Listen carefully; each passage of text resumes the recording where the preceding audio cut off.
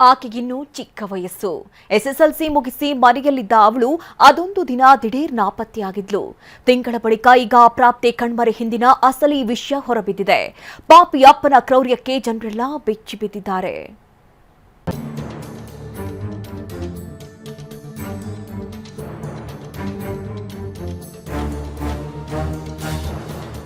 ನಗುಮೊಗದ ಈ ಚೆಲುವೆಗಿನ್ನು 17 ವರ್ಷ ವಯಸ್ಸು.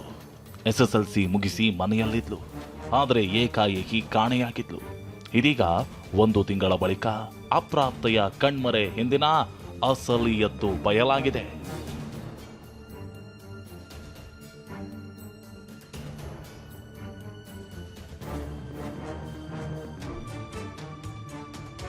ಮದುವೆ ವಿಚಾರಕ್ಕೆ ತಂದೆಯಿಂದಲೇ ಮಗಳ ಕೊಲೆ.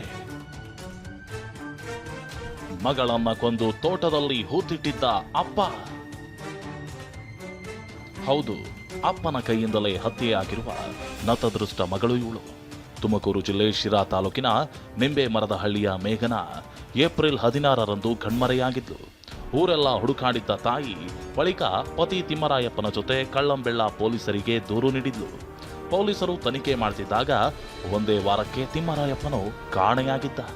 ಧರ್ಮಸ್ಥಳ ತಿರುಪತಿ ಅಂತ ಓಡಾಡ್ಕೊಂಡಿದ್ದ ತಿಮ್ಮರಾಯಪ್ಪ ಕೊನೆಗೂ ಪತ್ತೆಯಾಗಿದ್ದಾನೆ.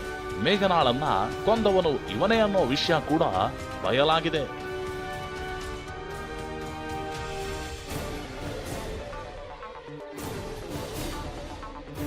ಕಾಣೆಗೆ ಎಷ್ಟು ದಿನ ಆಗಿದೆ? ತಿಂಗಳಾಗೈತಿ. ಕಂಪ್ಲೇಂಟ್ ಎಲ್ಲ ಆಗೈತಾ? ಯಾವ ಸ್ಟೇಷನ್ಗೆ ಕೊಟ್ಟಿದ್ದೀರಾ? ಕಳಮಲ ಸ್ಟೇಷನ್ಗೆ ಕೊಟ್ಟಿದ್ದೀರಾ? ಪೊಲೀಸರು ಏನ್ ಹೇಳಿರು?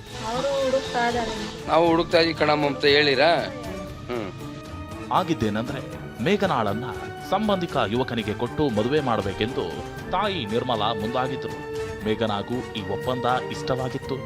ಆದರೆ ತಿಮ್ಮರಾಯಪ್ಪನಿಗೆ ಸುತಾರಾಮ್ ಇಷ್ಟ ಇರಲಿಲ್ಲ.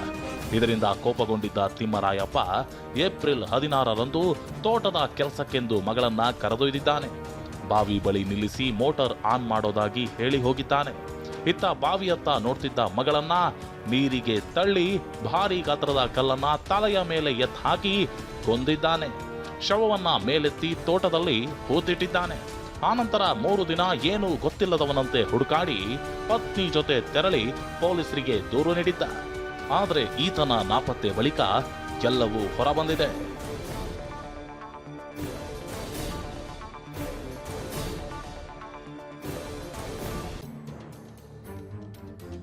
ಮೇಲ್ನೋಟಕ್ಕೆ ಮದುವೆ ವಿಚಾರವೇ ಮಗಳ ಕೊಲೆಗೆ ಕಾರಣ ಎನ್ನಲಾಗಿದೆ.